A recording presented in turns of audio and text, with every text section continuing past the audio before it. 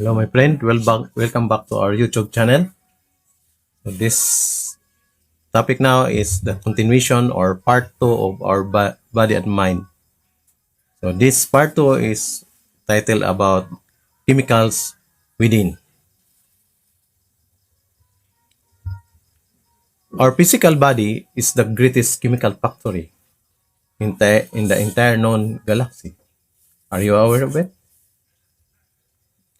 Talking about chemicals, I will talk on this video about the chemicals secreted by our brain by these neurotransmitters, hormones that providing us with the experience of happiness.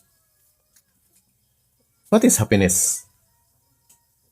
Typically, happiness is an emotional state characterized by feelings of joy, satisfaction, contentment, and fulfillment. While happiness has many different definitions, it is often described as involving positive emotions and life satisfaction. It floods our heart with positivity, hope, and gratitude. It enriches us with the exuberance of life. No wonder the desire for happiness is the driving force behind all our actions. We all seek it in physical, mental needs, as from my previous blogs, emotional and social needs. Yet, despite all our efforts, our best efforts, like the lovely rainbow on the horizon, happiness keeps receding from us. Why? Because we are now CEO of our body and mind, including me. I'm not exempted. Example of this lousy management in our body, like we have defective attitudes. We are making comparisons of ourselves to others. Like I'm poor, he's rich, I'm small, he's tall, he's wearing branded clothes, but I'm just wearing ordinary clothes, making comparison. He has new gadgets, I have old gadgets. He has white skin, I'm brown skin. He's genius, I'm dumb. I don't have house, he has house, and so on. And that make us lousy in our mind. And the third is wrong mind setting. And second example is, as I have said in part one, our mind have highest level of cerebral capabilities, and we have vivid sense of memory and fantastic sense of imagination. Considering we have vivid sense of memory, what we have done? Usually, our mind clinging on the negative experience of the past, made contemplation on it. In the end, it robs our happiness because of the memory. But once happiness is our constant companion, we are no more an issue in our life. After that, life is a journey of endless unfolding celebration and discovery. While we are searching for happiness, we are driven by our innate nature. What are those? We have animal, human, and divine natures. Because of that, we are always keep moving forward in our life. Going back to our main topic about mind and body, how mind and body interlink each other. When we think of mental health, it's often an isolated capacity, as if mental health is only to do with the mind. On the contrary, the mind and body are intricately linked. The brain is the switchboard for the body. Therefore, when things are not going well in our mind, it sends signals to our bodies so that we will realize that something is wrong. The relationship also works the other way around. Physical pain may destabilize our mental state. In medical terms, it is we call it as psychological and physiological aspects. Treatment for both physical and mental pain should take into account this link in order to be more effective. By understanding our body and mind connection, we could be on the way to a healthier us. As I've said, our physical body is the greatest chemical factory. Our body creates chemicals. So in this, our focus in this video is about chemicals secreted by our brain. These neurotransmitters, hormones that provide us with the experience of happiness. When you feel good, your brain is releasing one of the happiness chemicals, or we call it as happy hormones. There are four main happiness brain chemicals, those chemicals which are responsible for our experience of happiness. What those stands for? DOSE. D means dopamine. O, oxytocin. S, serotonin. E, endorphins. So I talk first on endorphins.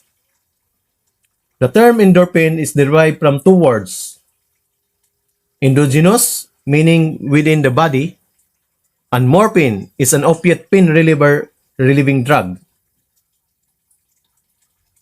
So endorphins are neurotransmitters released by the pituitary gland and hypothalamus in the brain. In other words, it is a painkiller generated within ourselves. It masks pain. So as a natural hormones, they can alleviate pain, lower stress, improve mood, and enhance our sense of well-being. The human body produces over 20 types of endorphins, each with specific functions. Among these, beta endorphins stands out as particularly potent stress and pain relievers, even surpassing the powerful effects of morphine itself, the drug. Now, since we are considering these endorphins, how to release that in our brain?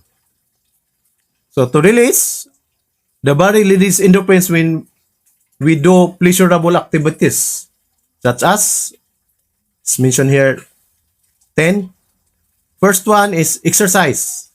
What are those exercises? Running, power walking, swimming, hiking, and dancing.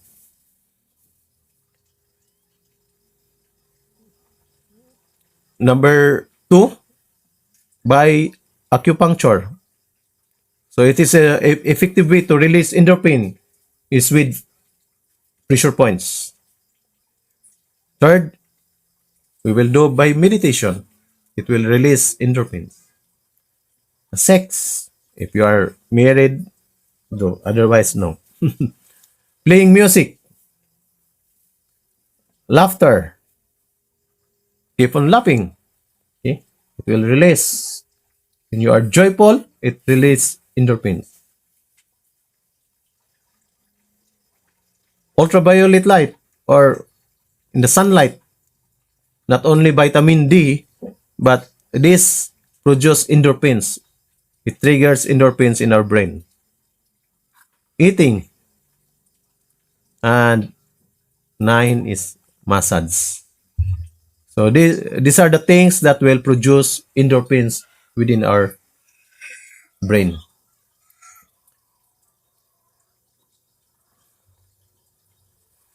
The second happy hormones is what we call dopamine. It is a neurotransmitter and a hormone. It communicates chemical messages between nerve cells in our brain or between brain and the rest of our body. It plays an important role in many of our body's functions. including memory, motivation, learning, reward, and movement. So dopamine acts on the areas of the brain to give us feelings of pleasure, satisfaction, and motivation. It is also a role to play in controlling memory, mood, sleep, learning, concentration, movement, and other body functions.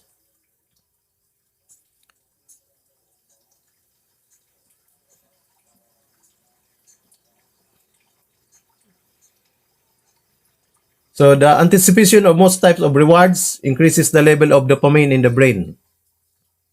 And many addictive drugs increase dopamine release or block its neurouptake into neurons following release.